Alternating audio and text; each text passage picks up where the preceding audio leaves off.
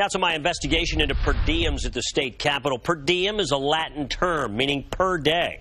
It's a reimbursement philosophy that says we know you spent money on meals and lodging while traveling for work. We're going to give you a flat rate, no receipts necessary. Well, ABC 27 ran the numbers and found that despite a budgetless 2015, where the caucuses ran out of money, they still found the funds to pay per diems.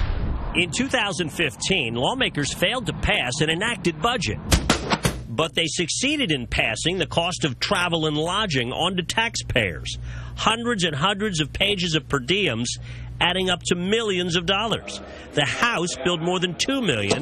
The Senate, nearly $250,000 more. I think it's astonishing. I think it's arrogant. I think it's above the pale that you would reimburse yourself in addition to your salary for not getting the job done. Actually, thumbs down on the budget drove per diem costs up. For some, like Senator Patrick Brown, the Republican chair of the Appropriations Committee, who claimed more than $27,000 in per diems. That was tops in the Senate in 2015. The reason why mine were higher last year than they have been in the past is I was here almost every day from the middle of August to the end of December, working with my colleagues to try to close the budget. Democrat Vince Hughes was the top Senate Democrat, second overall, at nearly $18,000. He, too, chairs appropriations. Especially given this circumstance with the budget being in disarray. I'm here a lot more often than most members. Here a lot during the summertime trying to deal with budget negotiations. Appropriations chairmen make more than $114,000 in annual salary, well above rank and file's $85,000. The top 5 per diem collectors in the House are all Democrats, led by Chris Senato, at more than $31,000. He didn't return calls to discuss his per diems. Number 3, Dominic Costa, is a frequent flyer on this list. The Western PA lawmaker refused to talk to us about it outside caucus and said call and make an appointment. We did, 3 times over 3 weeks.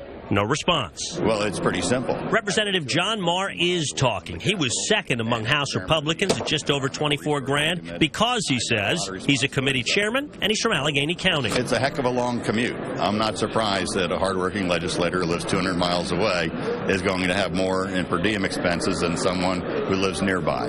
In the House, lawmakers billed nearly $1 million more in per diems in 2015 than they did in 2014. There's going to be some issues that we'll talk about later. Auditor General Eugene D. Pasquale blames much of that on the budget impasse. This shows that all across the board in state government, not passing a budget on time, including this, really hurt taxpayers. So the legislature should be embarrassed, but nothing embarrasses the legislature. Activist Gene Stilp says lawmakers should actually pay a price for not getting the job done. It's almost impossible, but the legislature should pass a bill that says if the budget is not done by June 30th, the legislative pay stops, the per diem stop, their health care stops. But lawmakers can't stop coming to Harrisburg, so they likely won't stop collecting per diems, which range from $159 to $185 a day.